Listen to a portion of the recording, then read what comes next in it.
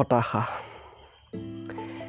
আপুনি যদি সৰুতে যি স্কুললৈ যোৱা দিনবোৰলৈ মনত পেলায় তেতিয়াহ'লে আপুনি হয়তো হতাশা মানসিক স্বাস্থ্য এই কথাবোৰ এই শব্দবোৰ আপুনি শুনিবলৈ পোৱা নাছিল আমিও শুনা নাছিলোঁ স্কুলত থকা অৱস্থাত কেতিয়াও হতাশ হোৱা নাছিলোঁ কিন্তু এতিয়া যদি আপুনি চাই LP স্কুলত পঢ়া প্ৰাইমেৰী স্কুলত পঢ়ি থকা এটি শিশুৱে আপোনাৰ আগত ক'ব যে মই বহুত বেছি ডিপ্ৰেছড হৈ গৈছোঁ বহুত বেছি প্ৰেছাৰত আছোঁ বহুত ষ্ট্ৰেছ মোৰ এই কথাটো ক'ব গতিকে এই গোটেই কথাবোৰ বৰ্তমান সময়ত এই ডিপ্ৰেশ্যন সকলো মানুহৰলৈকে শিপাই পৰিছে ইয়াৰলৈ কোনো বয়সৰ কোনো ইয়াতে সীমাবদ্ধতা আহি নপৰে প্ৰত্যেক বয়সৰ মানুহৰ ক্ষেত্ৰতে ডিপ্ৰেশ্যনে তেওঁক আক্ৰান্ত কৰে আৰু লগতে ডিপ্ৰেশ্যনত মানুহে ভুগিবলৈ আৰম্ভ কৰে শেহতীয়াকৈ বলিউডৰ এক্টৰ সুশান্ত সিং ৰাজপুতে সেই ডিপ্ৰেশ্যনৰ বাবেই আমাক সকলোকে এৰি থৈ গ'ল বুলি জনা গৈছে যি কি নহওক ডিপ্ৰেশ্যন এখন সম্পূৰ্ণ চিনেমা বা এখন বহুত এটা ডাঙৰ ভলিউমৰ এখন কিতাপ কিন্তু আমাৰ সমস্যা কি আমি এই কিতাপখন সম্পূৰ্ণৰূপে পঢ়া নাই বা সেই চিনেমাখনৰ আমি মাত্ৰ ট্ৰেইলাৰটো চাইছোঁ বা আধালৈকে চাই আমি তাক বিশ্লেষণ কৰিছোঁ কোনোবাই কৈছে যে মানুহৰ সৈতে কথা পাতিলে ডিপ্ৰেশ্যন দূৰ হ'ব নিজৰ চিন্তাবোৰ দূৰ হ'ব কোনোবাই কৈছে ব্যস্ততা এক ইয়াৰ বাবে এটা সমাধান আমি ব্যস্ত হৈ থাকিলে আমি দুখত ভাগি নপৰোঁ ব্যস্ত হৈ থাকিলে আমি বহু সময়ত আমি এই দুৰ্বল মানসিক স্বাস্থ্যৰ পৰা আমি আঁতৰি থাকিব পাৰোঁ এনেধৰণৰ বিভিন্ন কথা শুনিবলৈ পোৱা যায় বিভিন্ন সময়ত কিন্তু আপুনি নিজেই ভাবক যদি ব্যস্ততা যদি কেৱল ইয়াৰ সমাধান হ'ল হয় তেন্তে ৰাতিপুৱাৰ পৰা দুপৰ নিশালৈকে কাম কৰি থকা অফিচত কাম কৰা মানুহজন হয়তো আটাইতকৈ সুখী মানুহ হ'লহেঁতেন যদি কেৱল কথা পতাটোৱে যদি মানুহৰ বাবে এটা সমাধান হ'ল হয় তেতিয়াহ'লে আশে পাশে ইমান মানুহ থকা ছ'চিয়েল মিডিয়াত ইমান মানুহ থকা প্ৰত্যেক দিনে আমি মেছেজ কৰা ইমান মানুহ থকাৰ পাছতো আমাৰ বাবে ই এক সমস্যা হৈ ধৰা নিদিলে হয়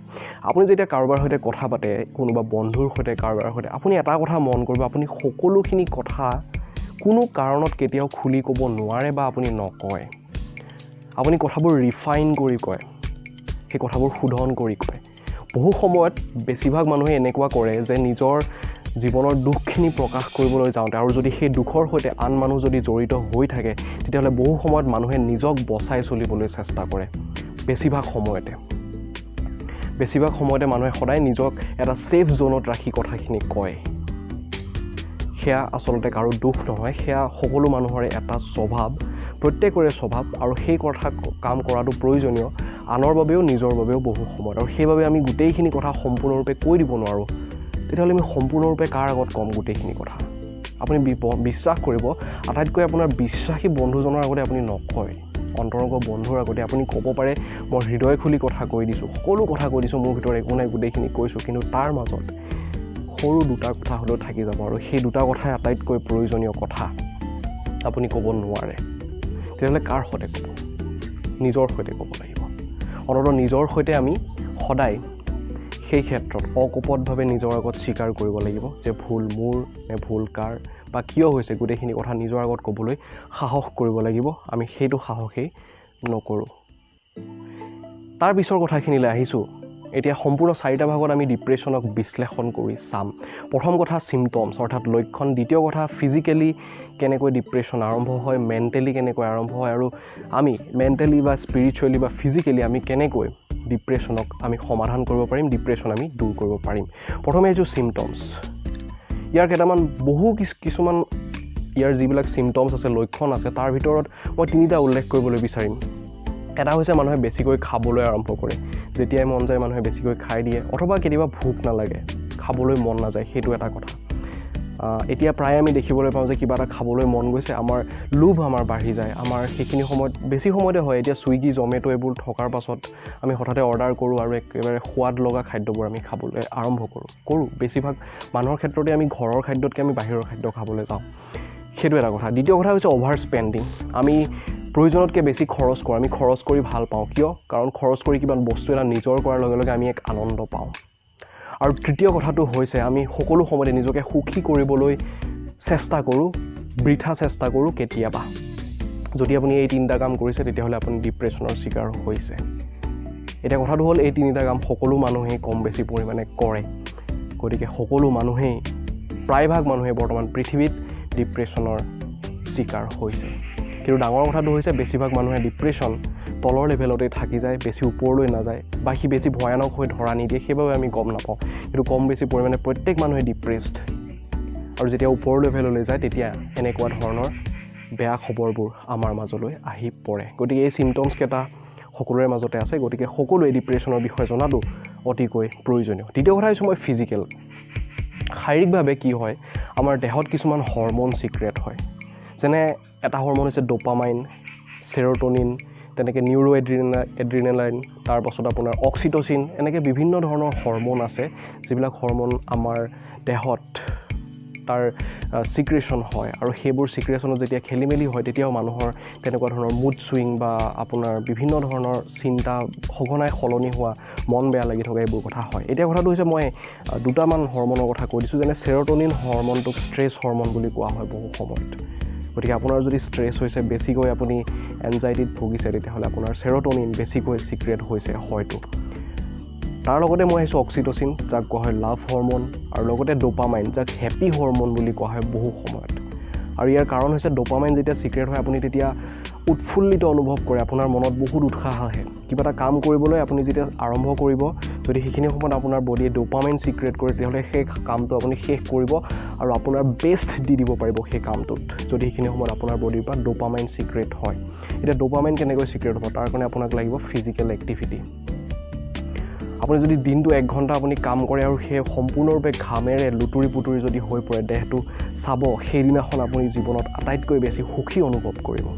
আপুনি যদি জিম কৰায়, যদি আপুনি জিমলৈ যোৱা আপোনাৰ অভ্যাস আছে, তেতিয়াহ'লে জিমত আপুনি যেতিয়া ঘাম বোৱাই দিয়ে আপুনি, তেতিয়াহ'লে আহি বিৰাট এটা ভাগৰ লাগিব, আপোনাৰ টোপনি খুব ভাল হ'ব, আৰু তাৰ লগতে যিটো হ'ব সেয়া হৈছে আপোনাৰ মানসিক প্ৰশান্তি আহিব আপোনাৰ মনলৈ। তাৰ কাৰণ আপুনি ফিজিকেলি বহুত কষ্ট কৰিলে, আপুনি শাৰীৰিকভাৱে বিৰাট পৰিশ্ৰম কৰিলে, আৰু তাৰ বাবে আপোনাৰ দেহৰ পৰা ড'পামাইন ছিক্ৰেট হৈছে, আপুনি সুখী হৈ পৰিছে।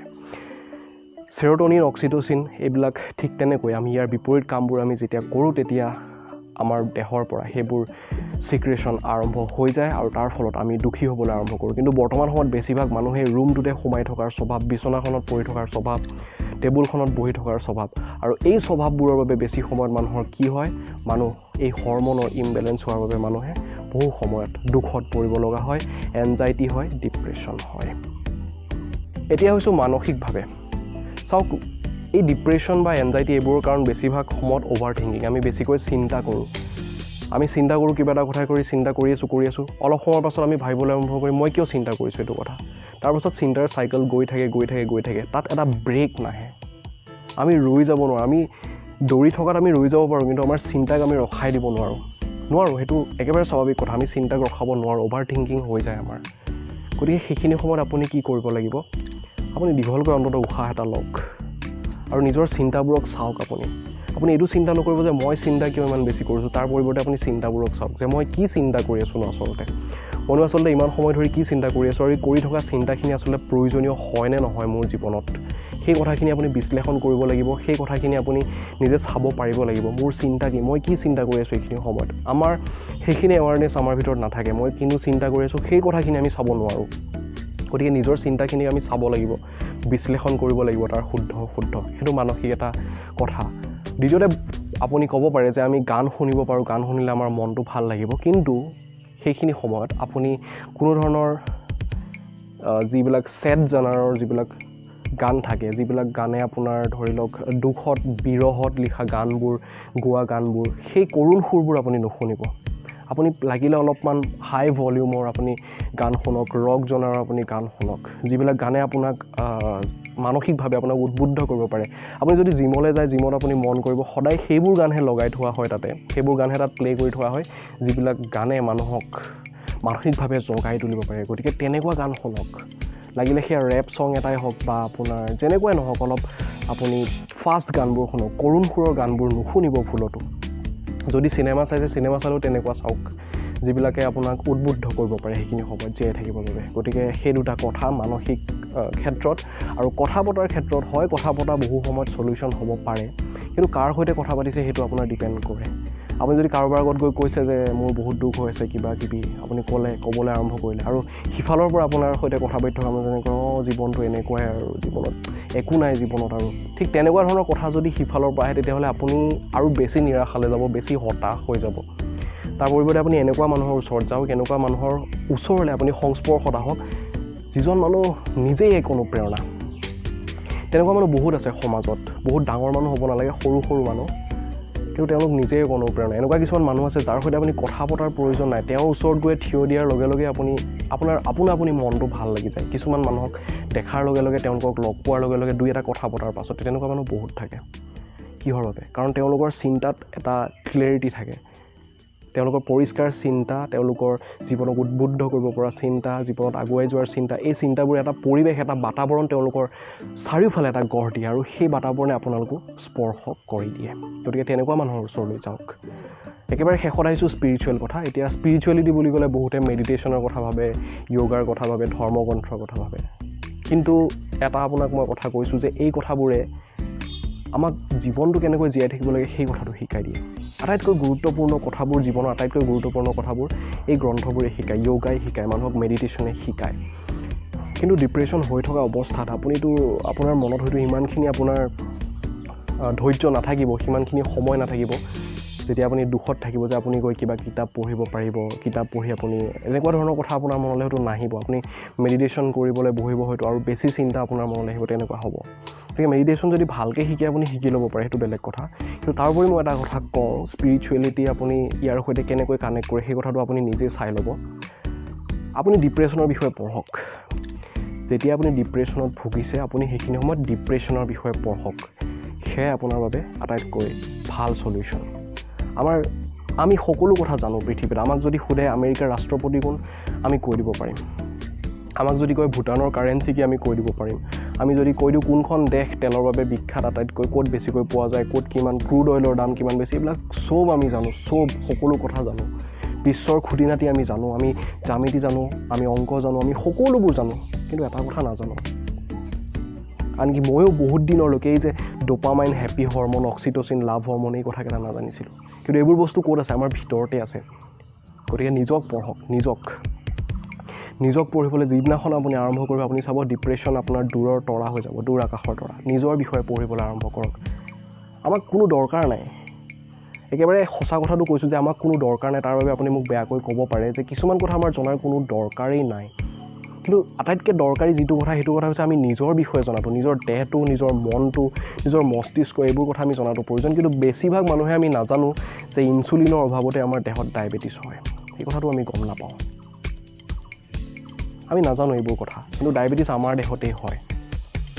আমি নাজানো যে আমাৰ দেহত যে এপেণ্ডিক্স হয়, এপেণ্ডিচাইটিছ নামৰ যি বেমাৰ হয়, সেই এপেণ্ডিক্স নামৰ অংগটোৰ আমাৰ দেহত কোনো কাম নাই, সেই কথাও আমি নাজানো। সেয়া হৈছে শাৰীৰিকভাৱে। আৰু মানসিকভাৱে এনেকুৱা জানিব লগা বহুত কথা আছে। এই কথাবোৰ আপুনি জানিবলৈ আৰম্ভ কৰিব পাৰে।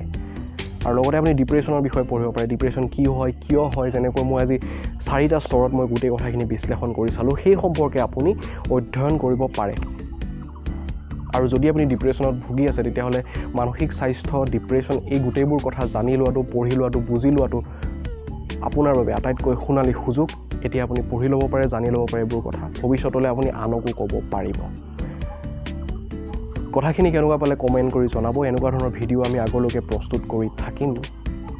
শেষত আৰু এটা কথা কৈ দিওঁ, একেবাৰে শেষত, আপুনি সদায় মুকলি আকাশৰ তলত থাকক, মুকলি বতাহ লওক, বন্ধ কোঠাৰ ভিতৰত বেছি সময় নাথাকিব। সেইবিলাক কাৰকেও মানুহৰ ক্ষেত্ৰত, ডিপ্ৰেশ্যনৰ ক্ষেত্ৰত বহুতখিনি কাম কৰে।